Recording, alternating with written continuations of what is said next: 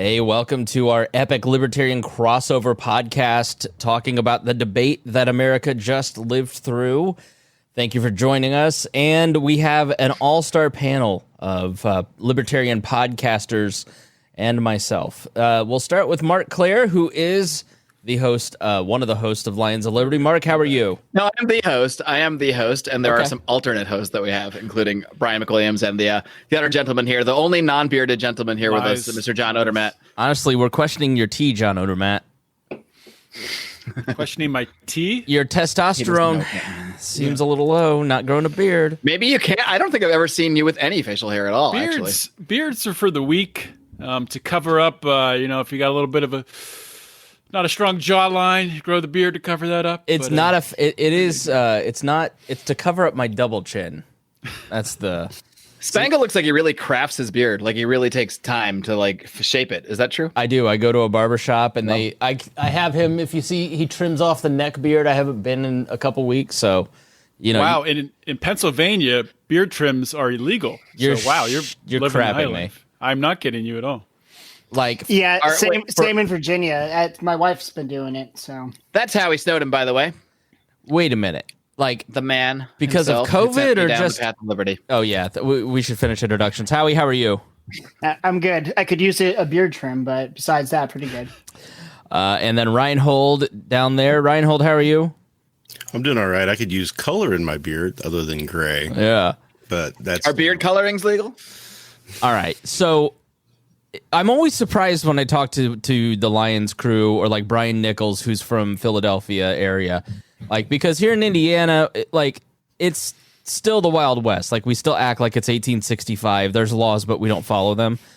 But why Sounds like my kind of place, actually. Should I be looking at Indiana? Oh, Indiana and New Hampshire are kind of on the same level. When it's like when COVID hit, it's like, yeah, you weren't able to go to a restaurant for a couple months, but then everybody still was. And now, and then you talk to Brian Nichols out in Philly, and he's like, yeah, I can't go to the gym. I'm like, it's September. What? So you can't, is it because of COVID you can't get a beard trim, or it's just banned in general? No, it's because of COVID. Yeah. I want to clarify. They did just open it up where you can get a partial beard trim. You have to keep your mouth covered, so they can't do your mustache area, but they can do some of it. I'm like, the hell with that. They actually send in inspectors too. My barber was telling me, when you get a regular haircut, you have to wear a mask the whole time, and they move the mask when they're cutting around your ears. My barber was telling me that they tried to send in an inspector undercover, trying to convince them to get a beard trim, to trim his beard, and the guy was being super aggressive. So my barber could obviously tell this guy is just obviously trying to bust me for trimming his beard, so he's kicked him out. That is wild. That is an amazing use of taxpayer money right there. It's insanity. So I walk into my barber shop in June, and there was one of those sandwich board signs that said "No masks allowed." So here in Indiana, you have the smoking ban, and that's how they set the mechanisms basically to ferret people out. But the public health departments are so busy, they're not actually checking on anybody. Well, and I don't think I've had a haircut since COVID hit. I haven't either, but that's nothing to do with COVID. So, all right. Well, we just watched a debate between Donald Trump and Joe Biden. And let's start with our first reactions from the debate. Let's start with seniority. Let's start with Mark Claire. What were your thoughts on the debate? What kind of seniority do I have? You're the oldest person here, right? I don't think I'm the oldest. I think you. You started it. Reinhold's got to have a month or two on me. No, not now. In age, Reinhold would have to go before me. But I was trying to be, Anyway, well, it certainly was less of a mess than the other debate. I'll say that. I will say I really enjoyed watching Trump the whole time. My eyes were focused on Trump the entire time, largely because it's really fun to watch him try about to interrupt or want to interrupt and then have to go. This is why you need to watch the video on the live stream, because I was just making no noise. So for the podcast, no one will understand. But yeah, I mean, at this point, I pretty much know what everybody's going to say. I can't say I learned a lot. I'm not sure if unbiased Americans learned a lot. I'm sure most people go into these things pretty much with their mind made up, and the answers that they hear are going to be filtered through that. So, what percentage of Americans do you think actually turn this debate on to say, "Oh, gee, I have no idea who I'm going to vote for. Let me tune in to find out"? I mean, there's got to be some amount, but I can't imagine it's a lot. So I don't. Go ahead. Sorry. I don't think there's a lot of people that didn't know who they were going to vote for when they tuned in, but there might be some people that learned something since the mainstream media has not been covering the Hunter Biden laptop, the emails, the corruption with Joe Biden stuff. That might have been the first a lot of people heard about that at all. No, I think you're giving Reinhold a headache, Howie. That whole thing, I think, is, and I tweeted it out and I got some solicitations back, and almost unanimously on Twitter and Facebook comments, I'm watching this with my wife who's not political, and she has no idea what they're talking about. Like all the Hunter Biden stuff, I think, is just so inside. It's very what journalists will call online, where they're talking about their issues, but like regular America is not paying attention to it. I think if you don't watch the news closely, there's a lot of stuff that happened in this debate that you were just clueless on, specifically that particular section on Ukraine and the laptop from hell. It'll be interesting to look at the Google search trends, how they spike up, and what words they spike for. But like with regards to like, did this change anyone's mind, and also with regards to the Hunter Biden Russia stuff, I mean, I think at this point, anybody who's voting for Joe Biden, they're voting for Joe Biden. I don't think they're being swayed. I don't think there's really undecided. There's nobody sitting there like, oh, should I vote for Biden or Trump? I can't decide. The people who are deciding right now they're deciding between Trump, staying home and not voting, or maybe voting third party. There's no like swing voter in the middle. I mean, there might be a few lunatics out there, but I don't think it's anything worth talking about. Almost all of the first election where at this point there's so few undecideds, right? This is really the whole election is really a referendum on Trump, and they could have put a wet shirt up there and ran against Trump and probably won, and somehow the Democrats actually did that. But it's an old, really weird, creepy wet shirt. It just doesn't matter at this point. As long as Trump didn't do anything tonight, I thought that would win him any votes. He plays to his base. His base is already going to vote for him. He doesn't need that. He needs to be playing for other people. And he didn't really land anything like that, except maybe one thing that most people probably won't even care much about. So. Yeah, the polling all shows that the undecided voters, usually there's 10 to 15%. This time it's less than 5%. It's within the margin of error of people who actually have no idea who they're voting for. Everybody, I mean, there isn't a human on the planet that doesn't have an opinion on Donald Trump because he's so good at making everything in the media about him, and they're so willing to do that because he drives so much revenue and ratings.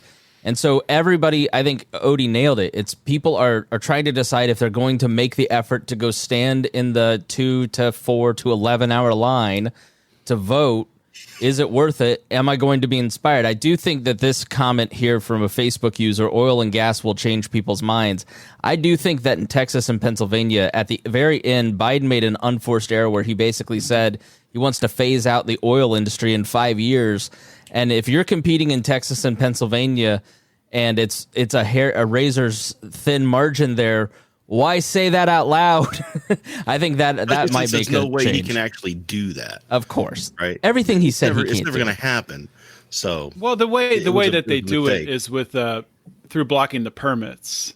That's the way they do it. They're not going to officially put like a referendum on it, but they can easily do it by blocking the permits by putting. Yeah, but how much does the federal have power over that as opposed to the state? And can he really do it as the interstate? president? If the pipeline crosses state lines, it's interstate pipeline, so it's regulated by FERC.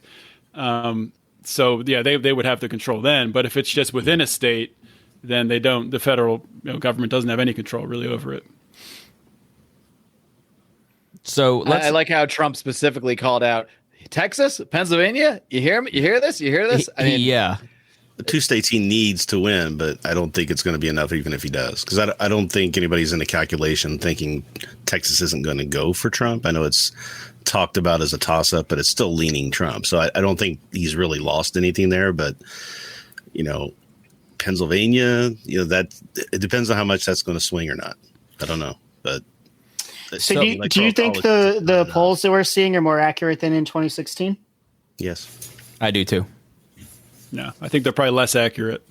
Yeah, I agree. Less accurate. I think so too. Well, I think they're less accurate because I'm going to be the dark horse and say they're exactly the same accuracy.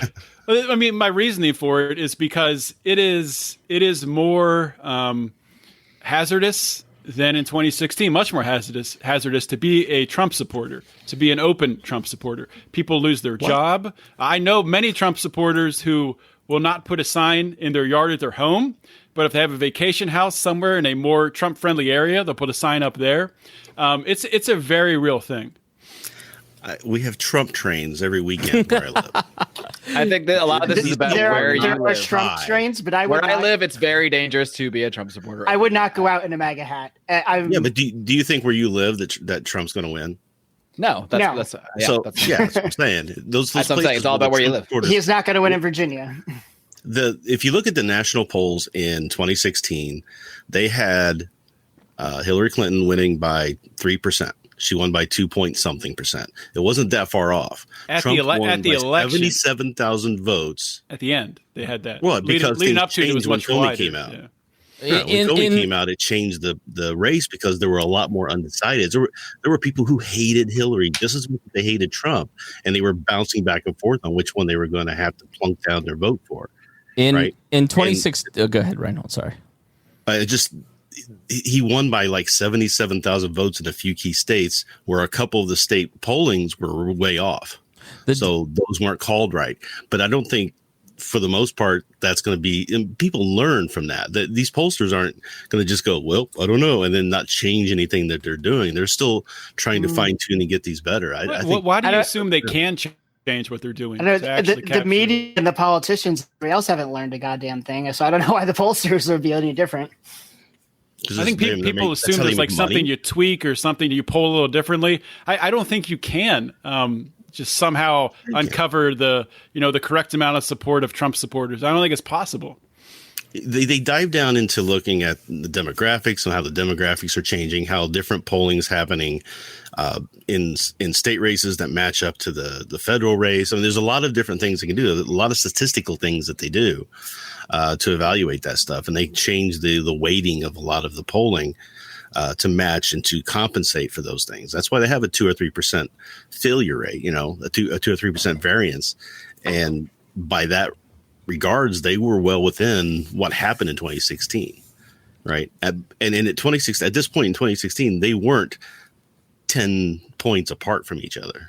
In 2016, if you looked in the congressional races, this is where some people started to see the trend. It just didn't make it into the national polls. So the national polls were wildly wrong. But if you were watching congressional races, you started to see this massive shift in white, no college educated, without a college education, start to shift towards Trump in a pretty significant, almost a 10-point swing in the last couple weeks of the race, which is why so many people are on the left are freaking out about these registrations. Republicans are having really solid registration numbers recently. But what you see in the congressional races now is that's not happening. So like if you take District 28 in New York, Trump won that by 16 points. He's now losing that by 1 in all the polling. So you saw, if you were paying attention to the right stuff in 2016, you could see the trend. It's just that didn't make it to most of our feeds. It didn't make it to the news. It wasn't really talked about because people took it for granted. But I think if anything, there's going to be an overcorrection. So there was some guy wrote an article, I forget where, basically saying like, if this were any other candidate and 2016 hadn't happened, there'd be nothing but article after article about how Trump is just about to get thumped based on all the polling, which has been incredibly consistent across the board. But people are so gun-shy, pollsters are so gun-shy, journalists, all of us are like, I'm not making a prediction. I don't know who's going to win. It can be 15 points. I know you will, but like most people will go, I'll select Trump because if he's not favored to win, and then if he does win, then I look like a genius. Like it's somewhat of a safer pick if you go a little contrarian there. But by and large, most people don't want to make a pick because they're gun shy. So they're overcorrecting. So I think you're right, Odie, that nobody really knows because it is really the only third presidential election with social media in the social media environment. And it's still really nascent and really hard to understand where the populace is, because you can spend all day on Twitter, but your Twitter is totally different than my Twitter versus Howie's. And you're assuming people are being honest in their poll responses. Well, yeah, but we're not talking one poll. This is like over the course of a year. It hasn't changed. Yeah, I don't think you're going to see some hidden people changing their votes in a poll or hiding in a poll over that many polls over so long. Well, Reinhold, you can see, you're right in that the polls haven't changed, but you can see the hidden Trump voter in the favorable, unfavorable versus will you vote for him.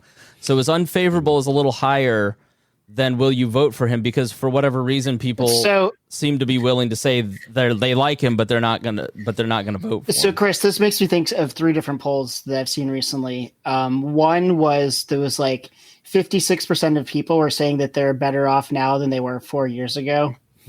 There's also one that was like 60 some aren't comfortable expressing their political views, and today Trump's favorability just went over 50%. Those things tend to make me think that in a Rasmussen pool. All right, well, where did there it go you over 50%? I'm sorry, Rasmussen. nowhere near. Well, yeah. okay. I mean, Well, they were the closest in the last election. In all of this, in aggregate, Still had him down. But. You have to look at a bunch of different data points. Like if you just follow Rasmussen, then of course you're going to think that Trump is doing better than he might do in other polls, because but even Rasmussen is saying like this is not going well for the president, and they're historically very favorable to him. You know what Reinhold, where he just made the point, is like when you look at all the data points kind of put together, there's about an 8 to 10 point gap in all of this, and that's backed up by all the congressional races and the Senate races. The Republicans should be walking into. They should have picked up a couple seats. The map was that favorable. They have 22 seats in play.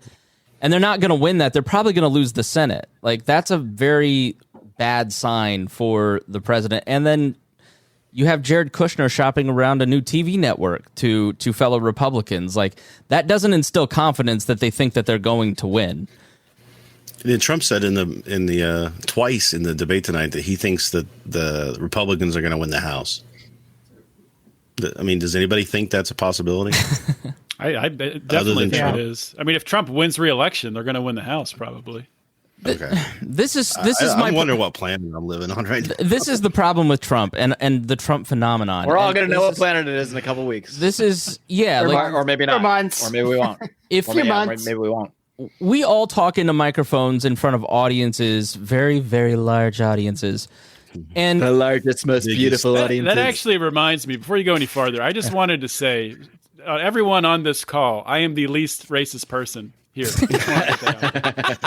I laughed so hard. All right, Abraham Lincoln. I do, someone just asked. Abraham Lincoln's racist. That's what he was getting at, right? I agree. But you understand, we were. There's a bunch of people in that room. Lincoln is very racist. Right? Lincoln, I can definitely say Donald Trump is less racist than Abraham Lincoln. So everyone alive today is probably less racist than Abraham Lincoln. When we talk into these microphones and we make claims and we make points and we make assertions, we feel the need to have evidence to back up our arguments, because if we don't... that's where we differ, my friend. All right. I just talk. I don't worry about that stuff. I don't agree that Donald Trump's going to win this election, but I saw Odie say he does, and he had reasons for why he felt that way. And so I go, okay, he has evidence and arguments. He has reasons for his argument. Donald Trump so often, and Joe Biden did some of this, but the Trump phenomenon, for whatever reason, he gets to make as many claims as possible, like, I'm going to win the House, with no evidence. And he does such a poor job of providing evidence for his arguments that he loses credibility. And then when you say he doesn't have any credibility with me, people go, well, you just have Trump derangement syndrome. It's like, no, I'm just treating him like I would treat Odie or Howie or Reinhold, or how I would expect to be treated if I continually said I'm going, That's why he got called out on the healthcare stuff. I'm going to have the best healthcare plan. He's literally been saying that it's 2 weeks from now we're going to unveil the healthcare plan for the last 4 years, or we're going to lock up Hillary Clinton. But Chris, we expect evidence for these claims, but not the American people. Evidence isn't like a big popular thing with them. They're pretty much emotional animals. In fact, it's quite unpopular. it's very unpopular. If you try to present evidence, you're us. Maybe I don't know if it's the libertarian world, but at least us here, evidence kind of drives what we go with. But the American people, not so much. Maybe, but that may be why his polling he's never really gotten above 43% in likability. Like, I just think, like Joe Biden, when he says he's going to kill off the oil industry in 5 years, that's a claim that everybody knows there's no evidence that he has the ability to do that. Like, he can't do it, and he if he's trying to be the more credible, more honest candidate tonight, I thought was really bad for him. I thought I still can't believe he said that. That is unbelievable that he said that. Some people probably don't know it, but some of just the lies in these debates make me so angry. Like when he repeated the lie again about Putin putting bounties on Russian soldiers, which we know from our intel sources now is not true. It's just like makes me so furious. But nobody, I'm sure 99% of people watching it think, oh yeah, Putin did that. Or 1%, less than 1% of the people who were the asylum seekers came back for their hearings. That's not true either. It's like over 45% or higher than that. I mean, all those idiots. Less than 1% thing. It still would probably be smarter not to go to the trial. Yeah, I guess it's frustrating. Probably right about that part. It's frustrating to watch two politicians stand there and make these claims, know they're all bullshit, and then just have so many people go, well, even libertarians, it's like they're secretly rooting for Trump or they're secretly rooting for Biden, instead of just going like, no, these guys are just full of shit. They're just making things up. Call them on their bullshit, and nobody ever does. Well, what do you mean by that? Because I wouldn't vote for either of these war criminals. I'm going to vote for Joe Jorgensen. But I do have a preference of which one of them wins. And it's not secret for him. No, not at all. Yeah. Howie Hawkins? I mean, us Howies do got to stick together. There's not too many. I told Mark this. I was thinking about you the other day. I was like, I wonder if Howie's voting for Howie, because there's not many Howies. Like, I would totally, if I were a Howie, think about voting for Howie Hawkins just to support my Howie. You have to at least consider it. I hadn't really considered up until now. How often do you get appointed? I have been a little disappointed with the Jorgensen campaign. I might have to do it now. Well, you can't vote for Howie Hawkins in Pennsylvania because the Democrats forced him off the ballot. Really? Yeah. I don't know if he's on the ballot here or not. Did you see in Montana that the Green Party the Green Party got tossed off there, and the Green Party put out a statement basically saying we have no idea who paid for all these signatures to try and get us on the ballot in the first place, and then it got leaked that it was the same Republican law firm that tried to do it 2 years before. Yeah, doesn't surprise me. We should just give up on this voting thing. It's ridiculous, really. That's the cynical Howie we love. All right, so Howie, what were your general impressions of the debate? Well, first off, I was really pleased that it wasn't the big disaster the last one was. Like the last time, I was hoping for a shit show, but not like as bad as it was. It was even off-putting to me just how ridiculous the last one was. But I thought this was pretty good. And if you're going to off-put Howie, you're doing some really crazy shit right there, because Howie does not get off-put very often. It's like I kind of enjoy watching things collapse, but that was just too much even for me. I don't know. I was taken aback. I was not expecting that. But this time we did get to hear from both candidates. As we said, they're both full of shit, but there are some revealing things to people that actually follow things and pay attention. And I thought the moderator did a good job, way better than Chris Wallace. I felt she interrupted too much to try and be a hard ass instead of kind of letting them have some exchanges that I was kind of like into hearing what Trump had to say in response, and she kept kind of interrupting because she didn't want to be Chris Wallace by her colleagues. Were you guys annoyed by the moderator too, or is that just me? I thought she did a much better job than Chris Wallace overall. I mean, Chris Wallace just totally lost control and then kind of fed into it, escalating his own voice. But I thought the funny part was there were a couple times early on when Trump was trying to respond to something Biden said, and she'll say, okay, just 10 seconds, 5 seconds, 5 seconds, or maybe she didn't say 5 seconds, but just like real short, like response times. It's like, that's kind of ridiculous. Odie, did you see when something happened? She says to Joe Biden, she's like, would you like to respond to that? And he's like, no. Well, okay. No, his response was no to what the question okay. I was just like, Reinhold, what were you? I'll say. Go ahead. Mark. Sorry. Go ahead, Mark. No, I was just going to make a random comment about the scariest thing that I heard. Honestly, either candidate say to me was Trump coming out with this. What did he call it? Operation Fast Track or Operation Warp Speed? Operation Warp Speed, I think it was. Having the military. I've heard him mention it before, but it's the first time I don't know. I guess that it really was like, what the fuck are you talking about, man? That the military is going to rapidly distribute the vaccine. What does that mean? Distribute the vaccine? Does it mean they're there offering to hand it out if you want it, or does it mean they're going around knocking on doors, distributing the vaccine? That's what I want. I don't like it either way. Since the first time I heard this, it's fueled my fears of a mandatory vaccine. So this has been discussed a little bit because part of the challenge is that there is no national infrastructure, which is why this is all not a great idea. Because like we were talking about with the smoking bans 10 years ago here in Indianapolis, that system that was built is now being used for COVID to implement that, and is being ramped up and empowered, and they will be used again for something else down the road. What was the system for smoking bans? And so they basically hired a bunch of public health employees to go around to local bars and restaurants and make sure that people weren't smoking in offices when they outlawed smoking. And that none of that went away. Those people still are on the payrolls, and they didn't have much to do, thank goodness, for COVID. And so the problem for vaccines getting out into the population quickly are that there are not a lot of like the amount of vaccines that would be created and then immediately distributed is far greater a supply than the chain has to distribute. And so what the federal government has looked at doing is bringing on the National Guard, essentially. So sort of what the National Guard does in times of emergency, which is you don't have the policing power to manage this crisis, so we'll bring in some trained troops to help you with the riot or the flooding, and bring those people in to start distributing the vaccine and use those military trucks to get it from point A to point B to point C. Is that all we're talking about? Is like using trucks to move things, or are we like? That's what they're saying. That's what they're saying. Here's the thing, Mark. though, is it's not the National Guard. He said the military. He said he had generals. Right. He doesn't control. He's got I got this general guy who's ready to go. I'm like, what are you? He's also saying he's going to have 100 million vials ready to just go into. Well, that's obviously how many people think that Donald Trump knows how government works and thinks that he is being honest and is telling us the truth? Like, I don't.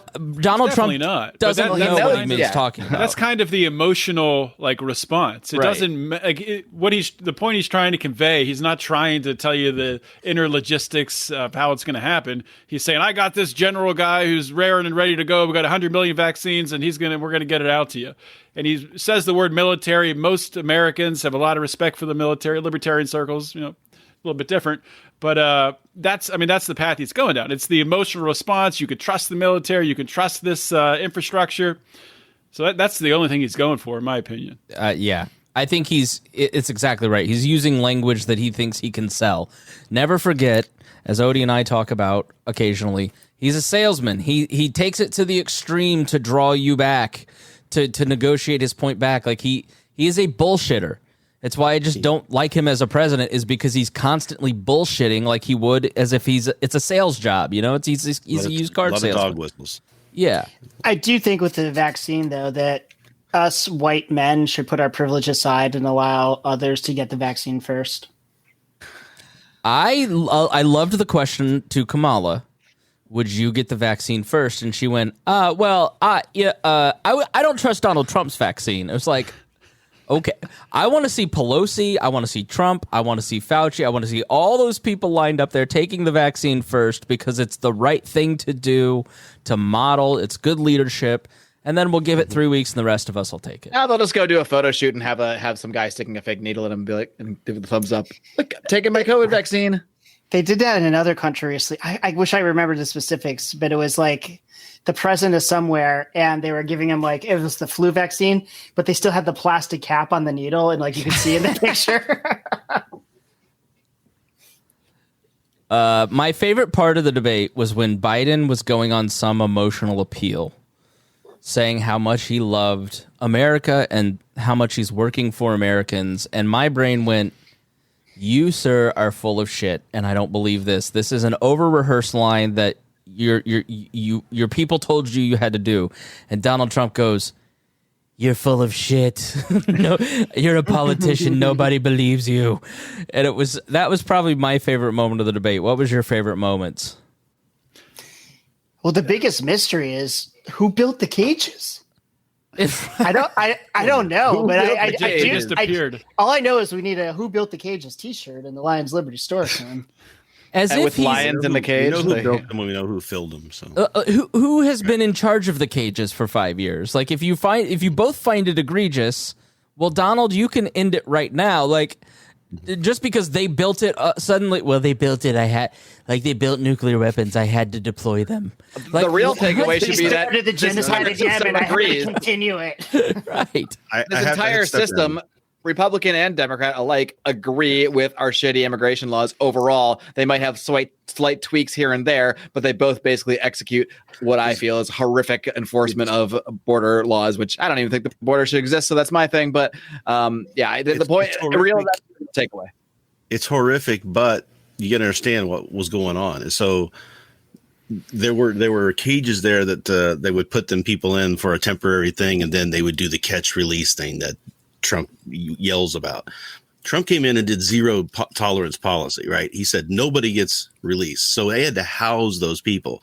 So not only did they use the existing couple of detention centers that they might have had, they started building large detention centers. Those large detention centers were built by a guy a company that a guy runs that was in the first year of Donald's administration, to Trump's administration, and then left. So he wrote the policy on where they were going to send the zero tolerance policy, leaves the administration, goes to work for this company, and goes and builds all of those detention centers. It's not surprising. Right. That's the same thing that happened with the TSA. The guy who worked with Rapey Scan, my favorite company name. I forget what his role was. He was involved somewhere in the previous administration. Wait, I'm sorry. He leaves, and that's his product. I can't remember his name. The TSA was Rapey Scan? Yeah, the Rapey Scan. That's the name of the one of the scanner companies that for the I don't know if it's the current ones, but the original scanners. Yeah. I remember the first time I went through an airport, like shortly after those came in, I just started laughing so hard when I saw it because the name's right on there. It says Rapey Scan. I was just like, really, guys? Really? That's what's happening just telling you what it is. But the then you hear Trump talking about corruption, and it's just like, really? I mean, that was always surprising. I think that's why Biden won the nomination, and a lot of people don't understand maybe why Biden won out of all the other people. But Biden and his pick, Kamala, blunts a lot of Trump's attacks. How can they go after Biden for not being as much of a law and order guy? He can't say that, so he's got to try something else. He can't, go after him on a lot of issues. That's why he keeps trying to throw AOC +3. Yeah, he hasn't. All this stuff is AOC +3. He's going to have to do everything that the left liberals have want him to do. That's his only attack. He can't attack Joe because all of the attacks that he would normally use are blunted. And you saw that in the debate when he tried something like that with Biden, and Biden goes, it was healthcare. He goes, I beat all those people because I'm not for single payer. Like, what are you talking about? Yeah, Biden, but he's trying to do, he's trying to get Biden to disenchant all the Bernie bros. Yeah, I mean that's part of it. It does because he needs them to win. Those people will crawl over glass to vote. Hillary didn't have them. It doesn't matter. Bernie got cheated twice. You don't think those people are pissed? This race is about Trump exhaustion syndrome. Yeah.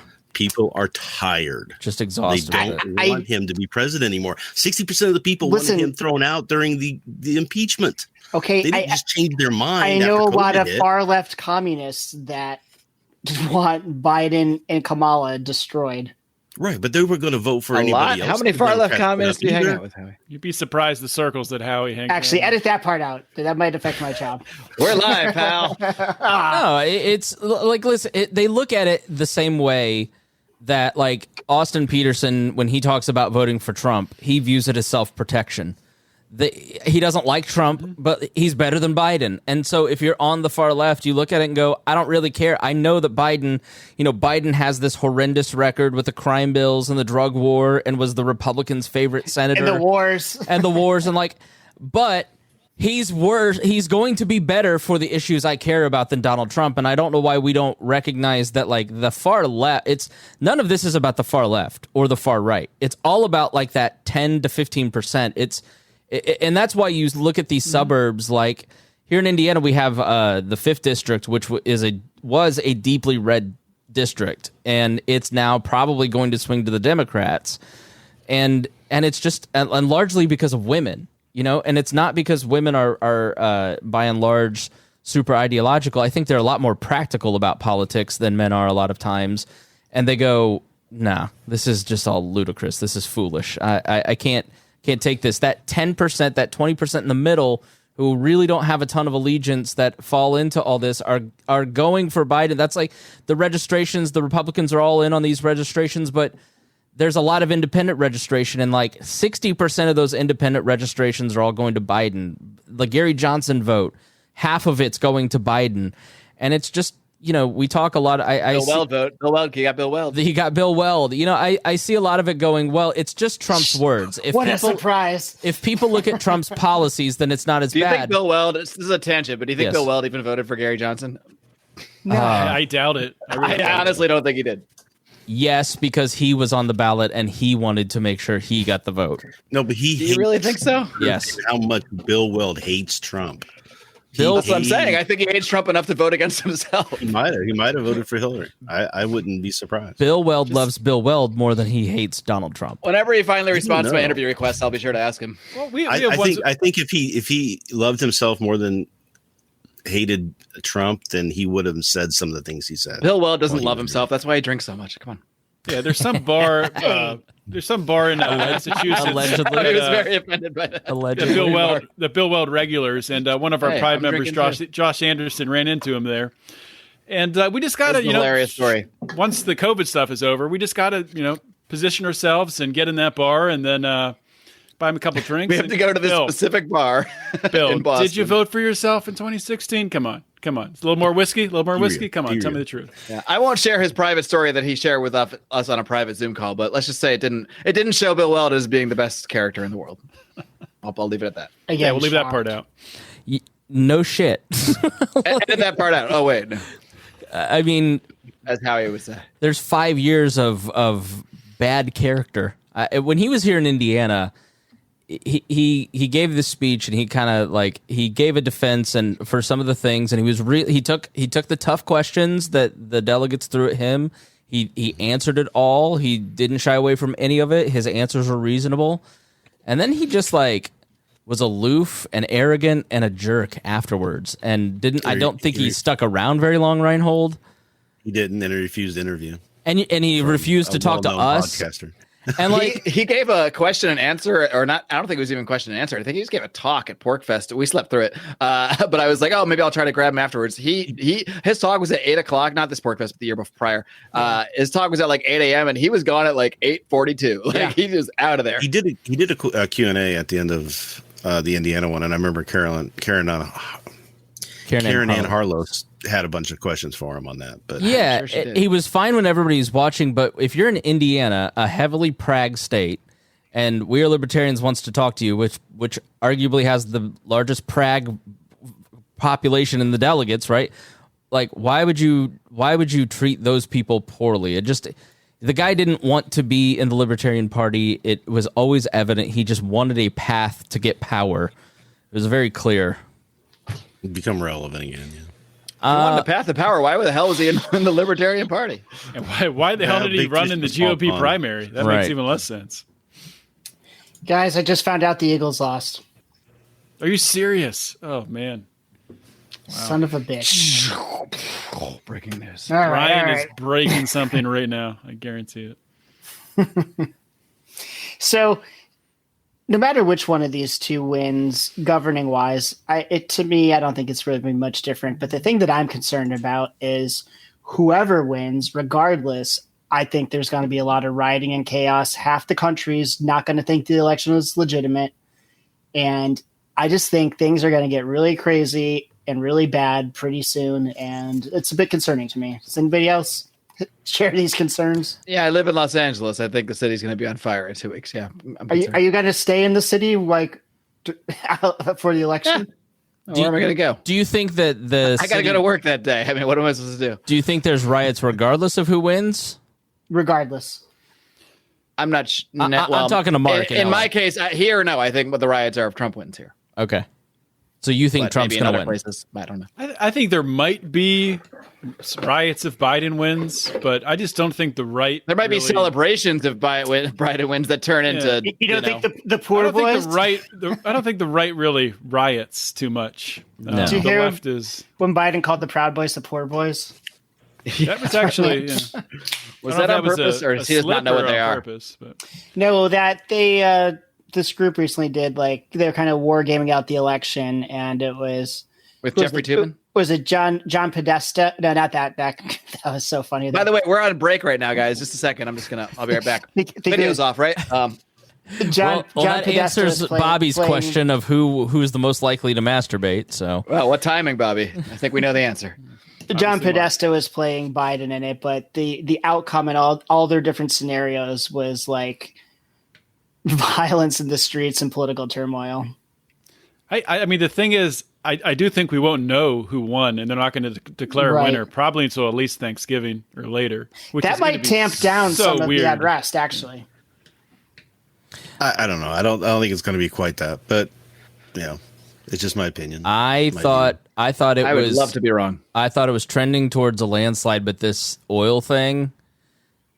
Trump will. People have already voted. It's 40. I think it was 43 million people have voted. But the people already voting, like their vote wasn't. I mean, people doing early voting and mail-in voting now. They're not going to swing their vote no matter what happens. Right. They're motivated. motivated. Swing their vote. That's the point.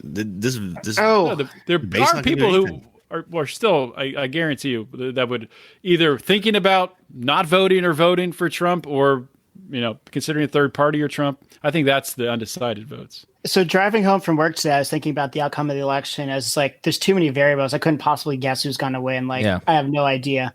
But tonight, after I got home and I watched the press conference of Hunter Biden's associate, I was like, yeah, I think it's going to be Trump because this is going to be made a big deal out of pretty soon.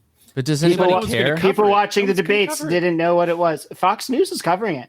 Yeah, but that's still only 7 million people in the country that watch that out of the 150 that are going to vote. Well, it's not only Fox News. I mean, that's not where I heard about it, but I was just naming a mainstream media source that is covering it. It was actually played on Fox News. His press statement was like a Fox News interview type thing. I haven't dived into the Hunter Biden stuff. We're going to talk about it on Saturday, and I got to do all my homework tomorrow. But I saw that the reporter who actually wrote the original New York Post article didn't put his byline on it because he was embarrassed by it.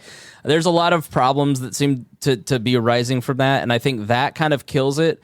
But I'd also say Billy, Billy Carter, Bill Clinton's brother, none of these people, or the drug addict brother for George Bush, the oldest, none of those people ever really factor in. And my view of all this is that Donald Trump is kind of setting this up because he knows he's probably going to lose. And so what Donald Trump wants to do is he's going to do to Joe Biden what Hillary Clinton did to him, which is what the Republicans and Ken Starr did to Bill Clinton.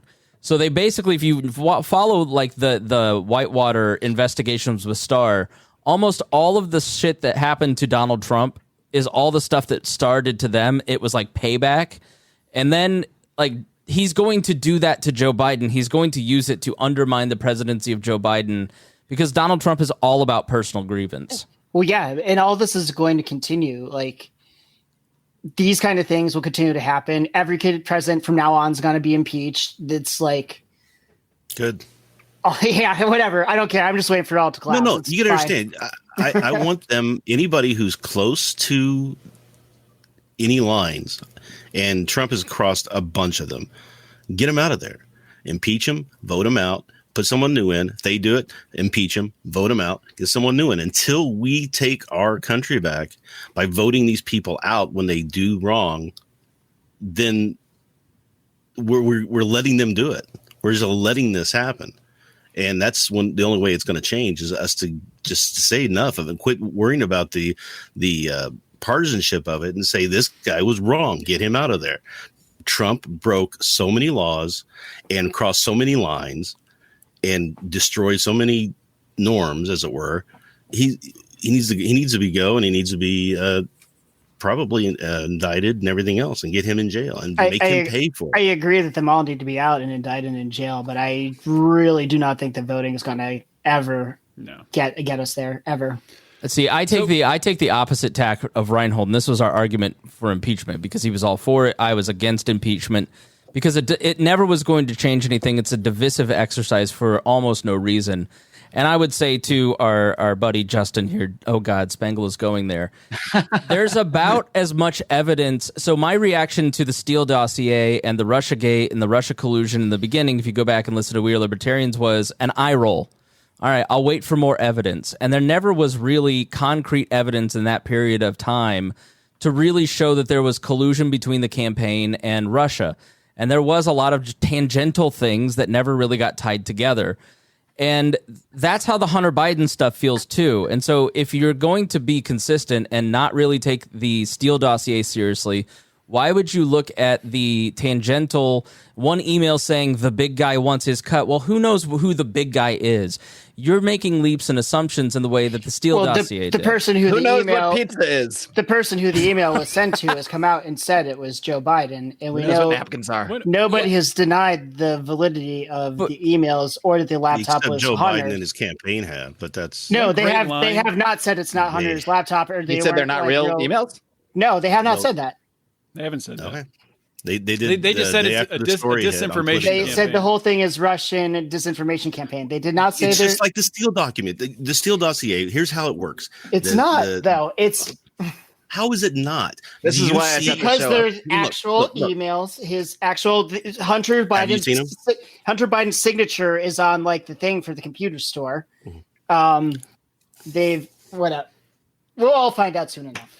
So will we? I don't think we ever will, because we will. Hold on, we will never find out. That says something. No, we're never going to find out. We're never going to find out because they want the argument to continue. What I'm saying is Giuliani has this copy of this thing, and he's saying this is what this stuff is on here, and he's let a few people who are friendly to him see it. He's given it to the FBI and the Delaware police. It's to the police. The police aren't doing anything. You know why? Because well, they gave it. They handed it to the FBI. Investigation of this. Yeah. So first of all, Giuliani's got a hold of supposedly child porn, and he's had for a year, kind of big boy jail stuff. Then he's also got the fact that he's now accusing Hunter of sexually being sexually inappropriate with Biden's grandson or granddaughter, a 14-year-old girl. When he was dating his brother's widow. But she sent text message to him saying that she didn't appreciate him being naked and smoking crack around the kids. It was and in that text message also says that when it didn't happen. Wow, so strict. You don't think that happened? She says it didn't happen in the text. If you read the whole thing. Hold on. Let me ask you guys. Why do I give a fuck? I don't care. I don't. If Donald Trump was pissing on hookers, I didn't care. About tonight was the line Trump had, which I thought was fantastic when they were asking Trump about his tax returns and, digging through, Biden's calling him corrupt. Trump's calling Biden corrupt.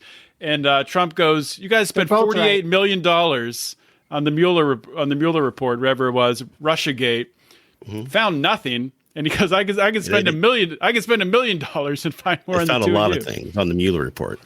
That's the thing, is that the Mueller part wasn't a nothing burger. There was a lot in there. There was no collusion in there, but there was a lot in there. There was a bunch of obstruction of justice in there. There was a bunch. Yep. We found out through the Roger Stone trial. You can't obstruct. Did know about the WikiLeaks. If there was not a crime, you can't obstruct like a crime that didn't happen. You can. Well, you shouldn't be able to. Who told you that? That's such bullshit. It took 45 minutes for us to get to exactly it makes no sense to. I committed no crime. No. Here's if I accuse you of rape, right?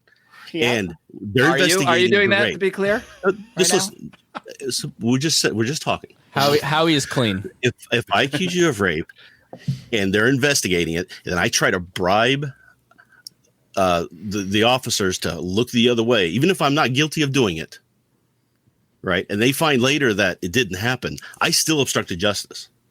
There does not have to be a proof of crime in order for a obstruction of justice. What do words even mean? What justice did you stop? Yeah, but we live in we have a system of the rule of law. Like if you want the rules to apply to one team. Do we really have a justice system, or do we just have a system that they use in order to entrap people in crimes? Well, depends on how much money you have. I'm going to go with the expert from Felony Friday on this one. Which, can we talk about? Trump just gave clemency to 5 people yesterday. Yes. Which is nice. One person. So what about Ross Ulbricht? Whose wife was just on. We'll see. It might happen. It might happen before the election. Would love to see Ross Ulbricht get. That'd be the only way he could get me to vote for him. That'd be amazing. I would vote for him. If he grants Ross clemency, I'm voting for Trump. I'll say it right now. I'll retweet that you're voting for Trump if he does it, but I won't vote for Trump. I don't see him. He won't do Snowden, and I don't think he'll do Ulbricht. He'll do all the people who are in his periphery, who are still under. He's got to do Flynn, because Flynn's put himself in a horrible situation. He should do. There's a lot of people he's going to be pardoning. Yeah. So he's got to. If he were going to do it, he would do it for votes. And he'd do it now. He'd do it in the next week and a half. If he doesn't do it before Election Day, I don't think he will do it at all. Unless. So I was wondering though, what if he loses? What's he going to do during that month? What will happen? We talked about that. There might be some wild stuff. So here are the reports that have been talked about. So everyone pardoned, just everyone. Awesome. Not far off. So empty the jails. The Libertarians nips may get hard and might vote for Joe Biden just for this outcome, because if Trump loses, what they're preparing is a whole list of bureaucrats and government positions that they're just going to completely eliminate. You'll see people like Fauci and Ray and all these lifelong people that are in the news that he doesn't like get fired. And a big reason, the most compelling case for Biden I've heard. And so one of the problems for Donald, so if you read The Fifth Risk by Michael Lewis, which was a really good book, he kind of talks about how Trump never really filled out these bureaucratic positions with his people because he didn't have people. And so like 25% of the government just never went staffed. And the problem is, as these positions never got filled and you've got 20 to 40% of the government and these administrative state positions unfilled, and then Joe Biden gets into office, what happens? He fills all those people with even worse people than if let's say, typically what happens is a president comes in like Trump and he's on the right and he'll bring in AEI and Heritage and Cato and fill out all these administrative state positions. And then the Democrats come in and they fill it in with the Center for American Progress. But Trump never did any of that. And so as a defensive maneuver, he's just going to eliminate all of those positions and a ton of regulations. And he is going to so I liken it to when I played fantasy football and I kind of gave up and I stopped playing. And in week 10, I just release all of my players. Son of a bitch. I would release. You're that guy. I would release all of my players just for Joker-like chaos, and that's Never sort of what he's going to do. Ever. So we should vote for Joe Biden, is what you're saying. I think Chris just sold me, to be honest. I've never. The problem's going to happen is that I could be convinced, but he just might have done. But then won't Biden just recreate those positions, or was that really? Biden's going to come in. He's going to have the House. He's probably going to have the Senate. Yeah.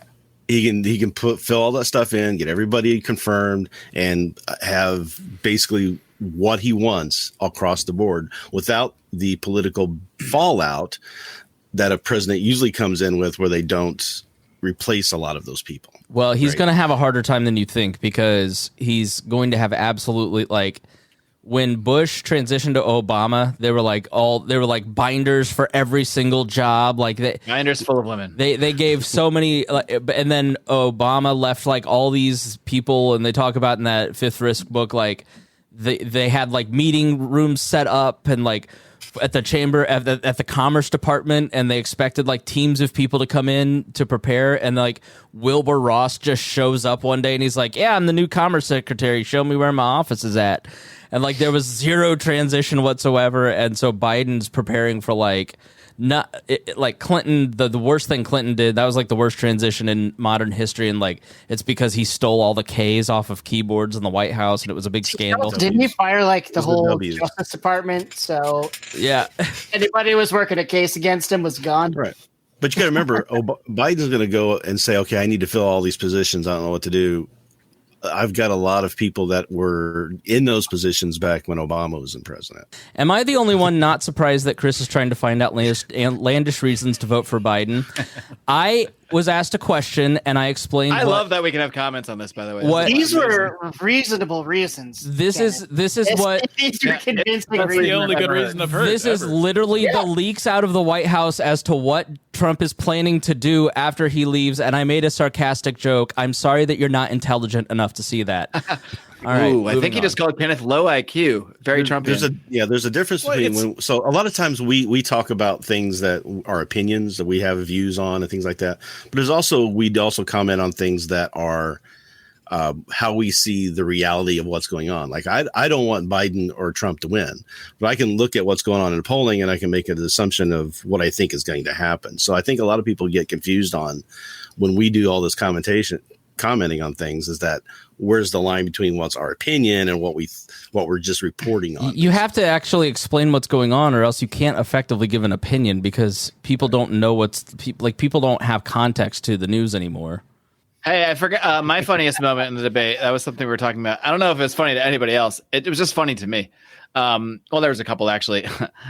Both of them might have been jokes that I'm making up in my head that weren't supposed to be jokes. I'm pretty sure that's actually true.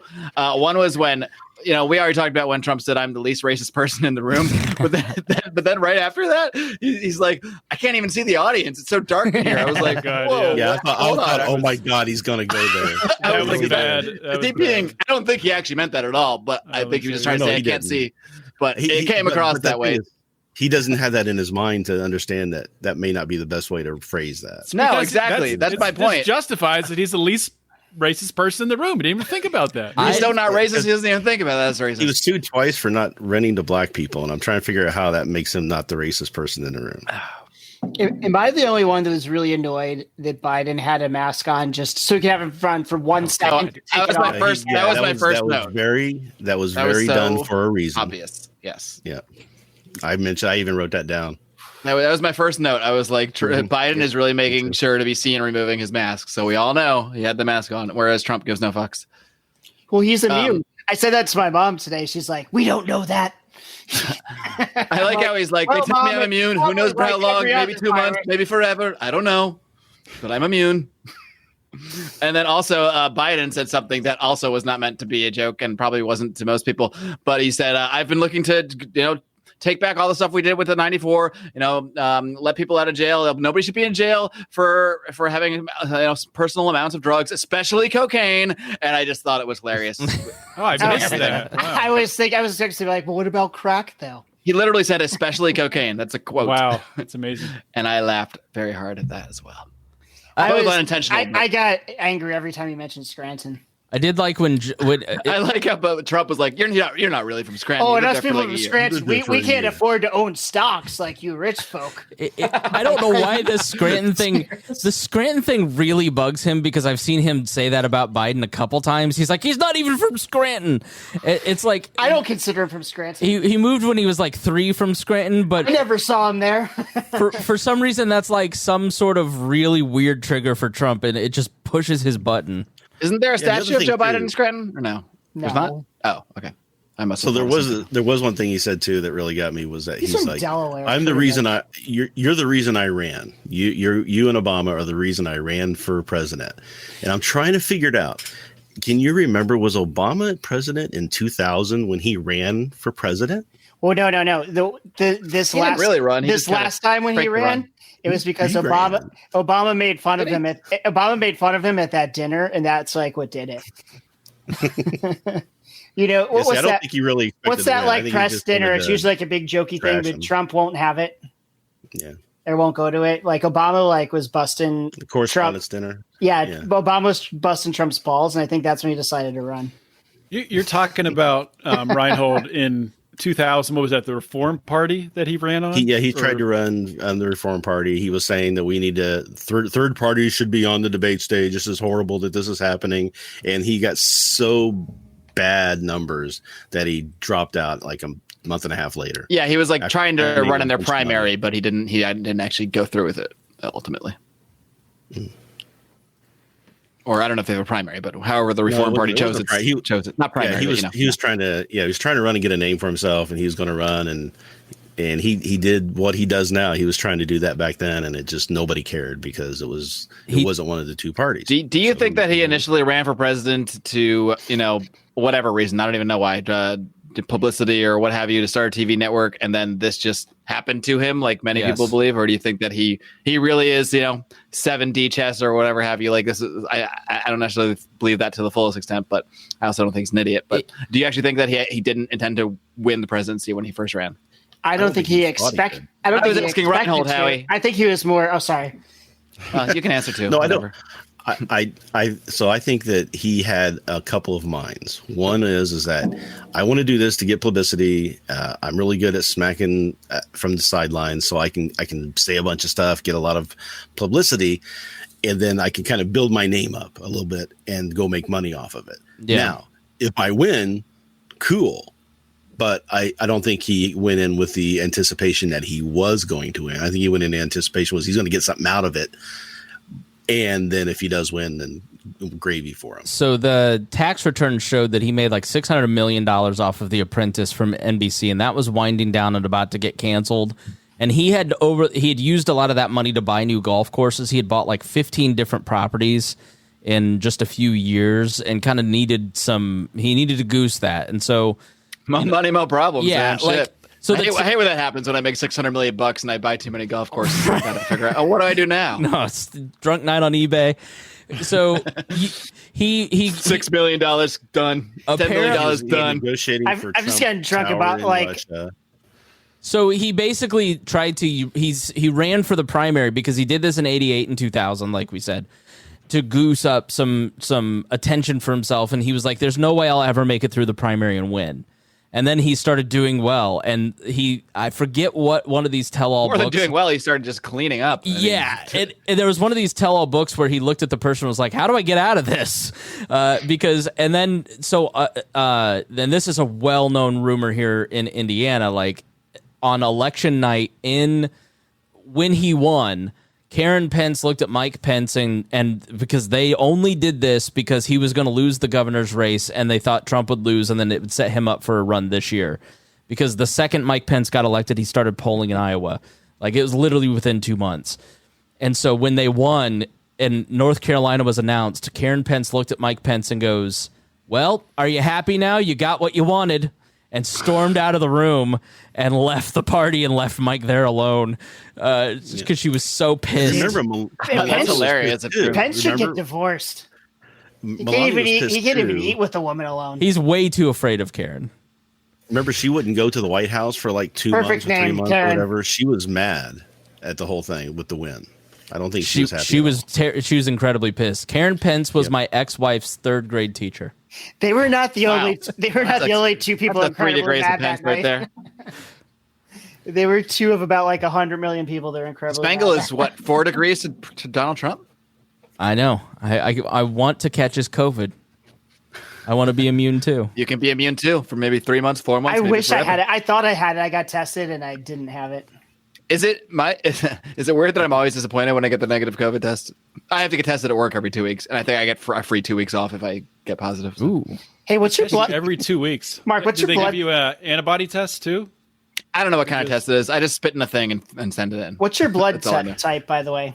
I have no idea. Why would I talk about that publicly? How do you not even know that? God, my wife doesn't know. My I don't know mother that doesn't either. know. I have no idea. I was in the What are you military, gonna I get know. blood type fraud if you say it out in public? People are gonna I steal don't your know. blood. Yeah, I have no idea. Is someone going to find out hack into my bank account? Y'all really don't know your blood types? I have no idea. No, I have no idea. I think I'm I open. think Figure I the know. hospital will figure that out if they need to. It I was think on a I'm dog O tag that I negative, had to which wear. is that's the good one, right? Well, good not one? for Well, not O for is you, not for you. Good for It's everybody else. universal donor. Trust me, I get phone calls all We could the use, time from the we could blood all bank. use your blood. You could only use O negative blood. I've got it in my Apple Health Kit thing, but I don't want to put that out there. Someone might steal my identity with it. All right, yeah. All they need is your favorite movie and your blood type, and they can get into everything. Pretty much. Well, how much longer do we want to go? We're in an hour and 5 minutes. I do just 2 started more getting hours. tipsy. No, we can maybe we can start a final thoughts-esque sort of series of statements of some kind, but but I got time. All right, go ahead, Mark. Final thoughts. Oh, I didn't know that it came to me first. Well, my final thoughts are that I didn't learn anything new, as I never do at any debate in ever, really. Any political debate. I don't think I've learned anything new from any political debate I've ever watched in my life. Even Ron Paul, I didn't really learn anything new. He was just saying things I already believed. So I was like, oh yeah, this guy's saying this thing I know. So no, even then I wouldn't say so. I'm sure for some people, Ron Paul was teaching them things they didn't know about the Federal Reserve and that sort of thing. So definitely can't speak to this debate in any kind of way like that. I will say, after like covering all these Democratic primaries and the last debate, it was the first debate that it actually didn't feel that cringe to me to watch. It actually wasn't hard to watch. It kind of went by fast. I didn't find myself like, oh God, will this just end? So I guess that's something to say about it. Did you guys think it reminded me like the VP debate reminded me of how politics used to be? It was a little bit like just two politicians that don't like each other having a debate. It wasn't Trump made a specific conscious effort to behave himself. I mean, you could tell, it was, he didn't even mention Hunter. He wanted to, like in the beginning, he was like, he said laptop from hell was the closest he got. He didn't, I don't think he ever mentioned his name. He mentioned family members. He said at one point in the beginning, he did say like, where are you getting all the money? And right. Say like, big man, are you the big man? I did laugh at that as well. Are you the big man? He did say you probably aren't the big man, but you might be the big man. Yeah, he said something about him not being in the military, but I don't know if he said it was your son or if he said Hunter. I don't remember. No, yeah, he was talking. I think he said. I think he said it. He complimented Biden at one point in the debate, and I just about lost it. I mean, it was like he turned to him under his breath and kind of said, "You're doing really well. You're impressing me," or something. Yeah, I missed that. Oh. Wow. Was that on mic or he just like mouthed it? I saw I heard it. I was just I wrote it down and I'm like, wow. Well, doesn't that just show you behind the scenes even more like how politics is, that everyone's on the same team here ultimately? Mm-hmm. Well, I think he was trying also to complimented the be moderator a couple times, which I thought was kind of out of. Normally, he was attacking really the media, trying but to be a different face. It did seem like he was trying to he's already done everything to shore up the base and to make the most bombastic statements possible and et cetera. So maybe this was the time he's like, all right, I'm going to try to play a little more even keeled here for those people that might be on the fence, that might think I don't mind, Trump's just a little too bombastic for me. So maybe that's part of the strategy there, because he didn't really say anything too outrageous besides the normal, make made up numbers and things like that. Gonna change. Yeah, 3.5 years. Right. 4 years. I bet you 10 years after he's out of power that he will be remembered fondly by the press like George W. Bush is now. I don't know how he could be more Nixonian than anything. Yeah, I disagree with you. Far more Nixonian. I do think we should include, since this is the last time we're all going to be in this room together, friends, before the election anyway, maybe a prediction of what's going to happen. And I'm the worst person on this because, interestingly enough, I was actually much more confident about Trump winning 4 years ago when no one expected him to win. I think me and Odie, it was on a podcast in December of 2015 that Odie and I both said we thought Trump was going to win the presidency, and he did. And I wasn't necessarily confident about that. I was still had agreed as well. Okay, maybe you agreed, but all right, Howie agreed, everybody. But still, when you see all those things coming out ahead of the election, like 99.9% chance Hillary's going to win, I still thought, oh, maybe I'm just wrong in my prediction. But I was right in that prediction. I do feel less confident saying it now. I will say that. Yeah. So any prediction I make will not be made in confidence.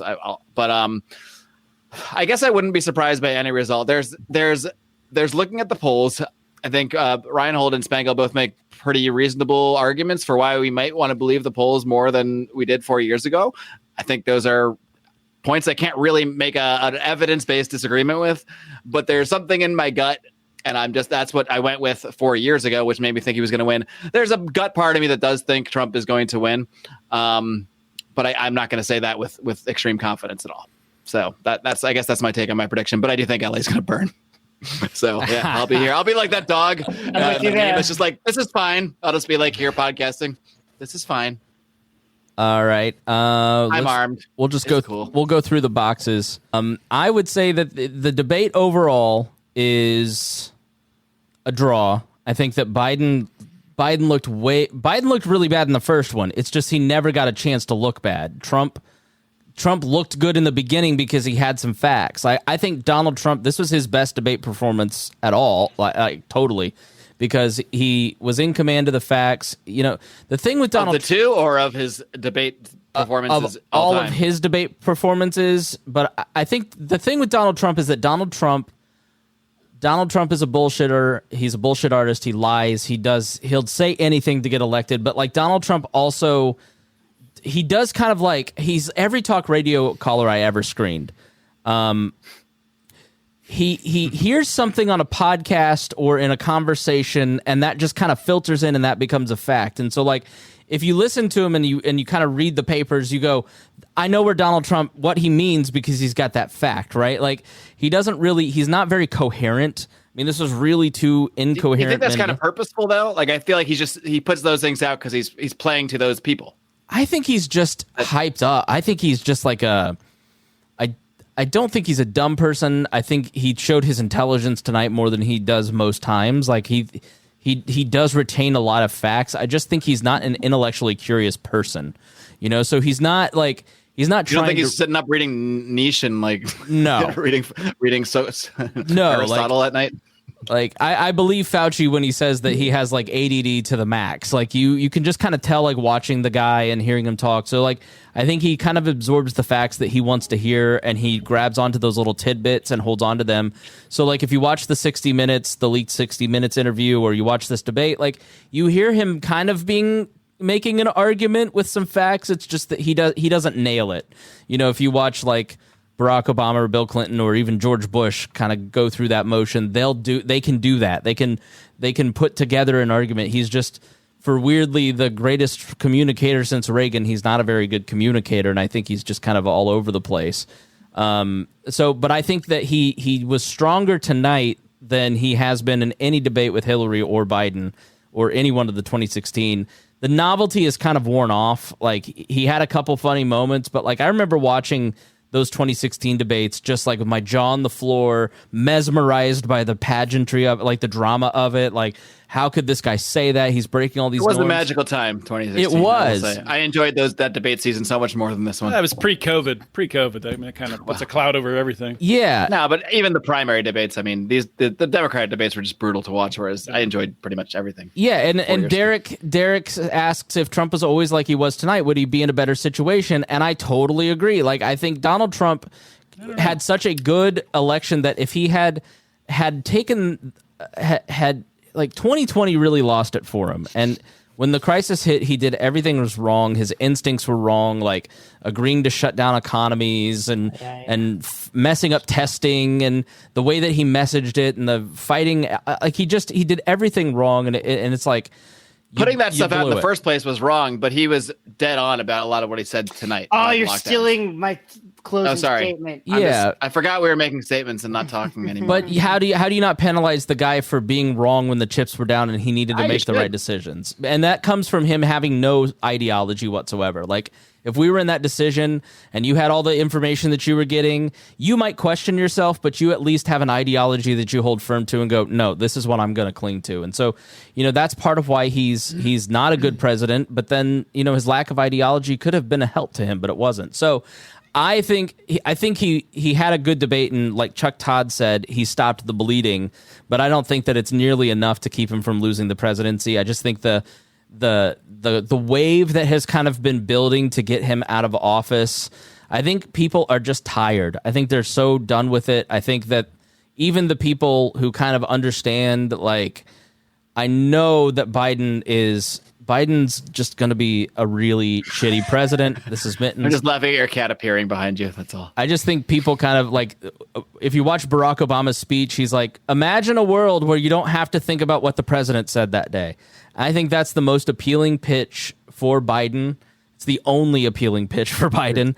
It's only pitch. You don't have to do it. You don't have to do it right now, actually. Yeah, so I just think that's going to speak to a lot of the American electorate. You're seeing it in the suburbs, and I don't know how he overcomes that. There's no amount of Hunter Bidens that can get over, like, when you saw the COVID stuff. When he got COVID, he violated the basic story principle. Mittens. So, like, I'm voting for Mittens. I'm writing in Mittens. The hero faces adversity. The hero learns a lesson, and the hero changes. Like, Trump learned nothing. He can learn nothing. He cannot change. Like, it's just fuck this guy. Has he ever followed that though? What Trump should have learned. He's always been different. That's how he got elected. He shouldn't have gone with the peer pressure of the media and everybody else and stopped taking hydroxychloroquine. You know who didn't stop taking it? His debate coach, Rudy Giuliani. You know who didn't get COVID? Rudy Giuliani. Right. Howie is actually sponsored by hydroxychloroquine, by the way. Yes. A drug that has no patent is dirt cheap. Right. Reinhold. The debate tonight, I think it was a much better debate. I think both Trump and Biden did better than they did, obviously, in the first debate, but also just kind of held their own and showed that they're both capable of doing enough to keep their base, keep voting for him. Nobody really lost any points, I think. Anybody who, like I said, people are talking about the gas thing. I don't think anybody who's worried about the gas industry was ever going to vote for Biden to begin with, because they know that, it's not like it's changing minds. I don't really see anything there. I think there was probably more mind changing on a Jersey Shore episode. So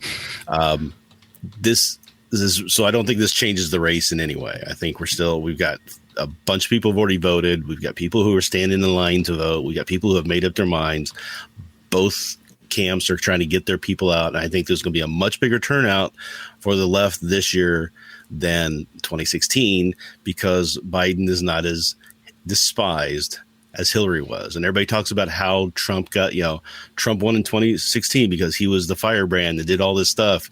And no, that's not why he won. He won because he was almost less hated than Hillary was. Hillary was the only person I think he could have beat. Right. So that's how so I think the election is going to come down to people are tired. They were doing focus groups a year ago before as they were getting ready to go into the impeachment. And the focus groups were saying the same thing. They were just saying, I'm tired of hearing about every day turning on the news, and I'm just hearing about 5 to 10 different things that have happened. I don't want this anymore. We featured a tweet by Guy Benson who pointed at that Pew thing, where basically people feel they're better off than they were 4 years ago, but the gap of I like Donald Trump and I just can't take it anymore was so big that it erased all of that. Right. And yeah, Guy Benson. The Guy Benson, this conservative commentator, goes, and Ben Shapiro's made the same point, like, he's the one who's lost this. He's responsible, not the media, not Democrats, not any of that. I think so. So I thought that Trump was going to win in 2016. And I thought if he had come in and he had done a good job, and I was defending him for a long time, but he just couldn't let it go. He couldn't let things go. He couldn't just be a president. He had to keep going like he was still running for president. He never stopped running for president, sniping at the incumbent. It's all they did to me. They did to me. These, he's never just stood up there and said, "I want to be a leader." Right. And that's what people wanted. And that's what people are expecting. Yeah. Or Reinhold, like, his closing pitch in 2016 was at least like, we all know the public loves free stuff. He was going to give us a wall and some conservative judges, and he was going to do this. Like, this time it's like, I'm mad at Leslie Stahl. Then the next day, I'm mad at the moderator. Like, it's just personal grievance after personal grievance this time. Turning the Justice Department into his own personal lawyers. I mean, it's embarrassing what he's done to the Department of Justice.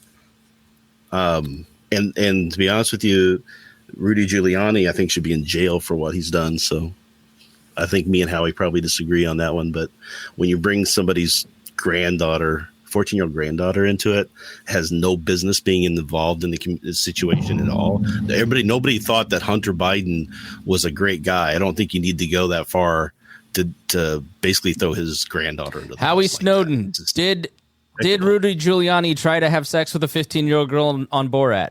Go. No. Well, that thing is ridiculous. He was tucking in his shirt after. If you watch it, it's obvious. After a 24-year-old woman untucked it. But, anyways. Pretending to be a 15. So I thought this debate was better than the last. This was an important debate. I think if Trump performed the way he did at the last one, it would have hurt him a lot. But last impressions are important impressions.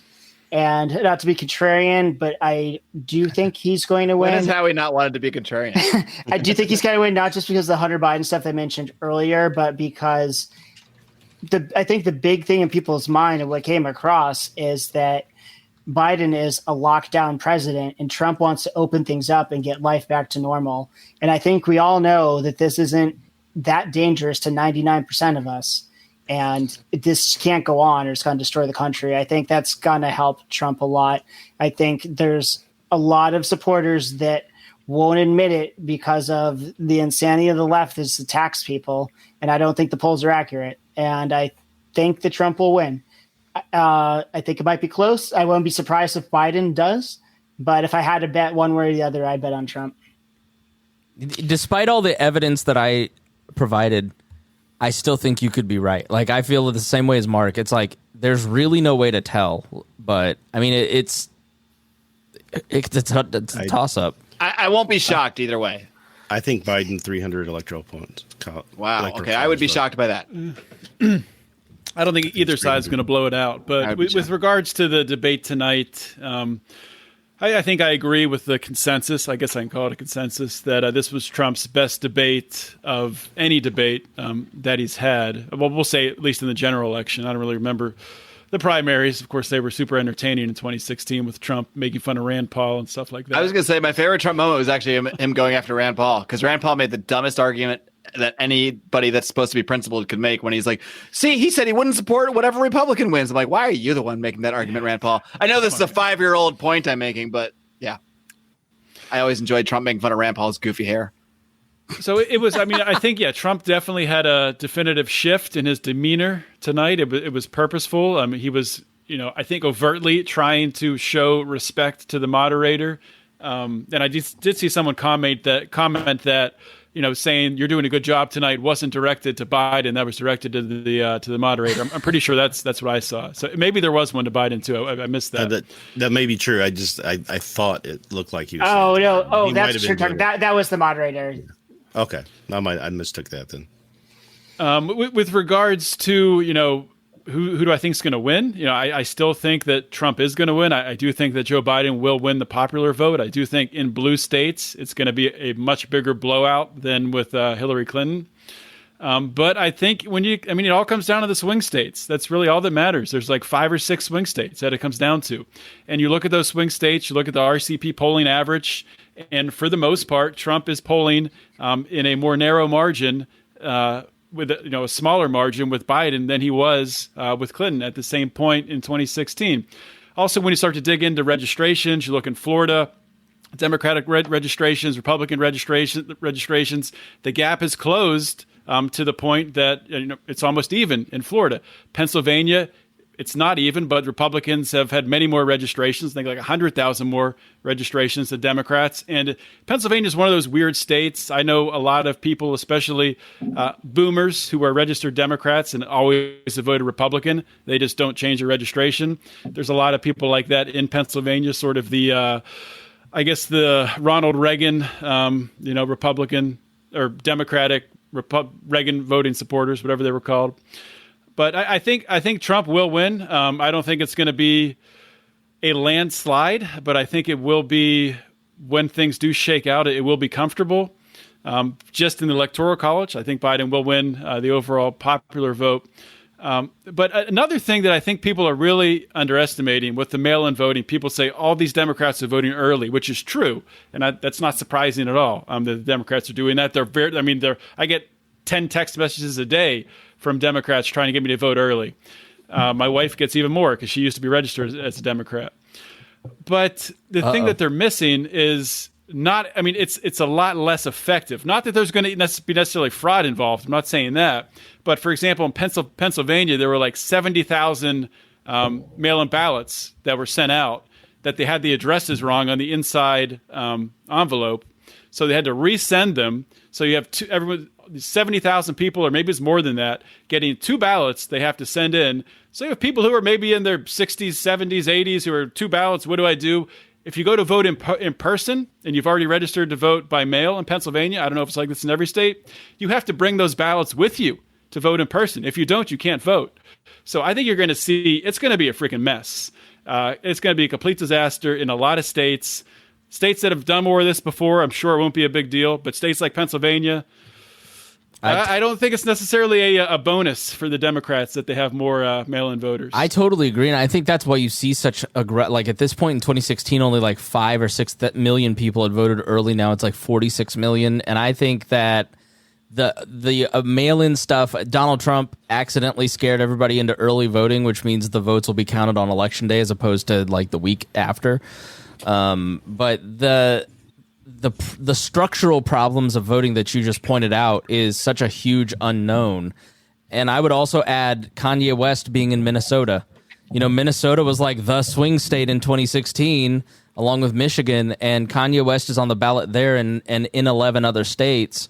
And the irony vote got Trump elected in 2016. It can't be undercounted in Minnesota, too. Who gets more votes, Joe Jorgensen or Kanye West? Jorgensen across the board, but in Minnesota, Kanye West. We'll see. But I agree. Before we go to Chris, I was wanting to.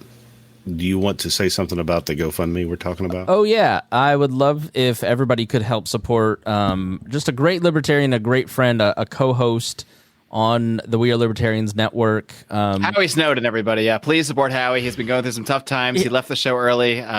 He's just a mess. No, Tricia Stewart Mann is basically a victim of lockdown. She lost a job to lockdown, got another job, lost it to the lockdown, and then started working in a bar, and then is pregnant, and surprise pregnancy, and it's really hard to work on your feet when you're several months pregnant, and her work and her doctor would like her not to work, but that's just not financially possible because they've had so many problems not of their own making and as a family this year.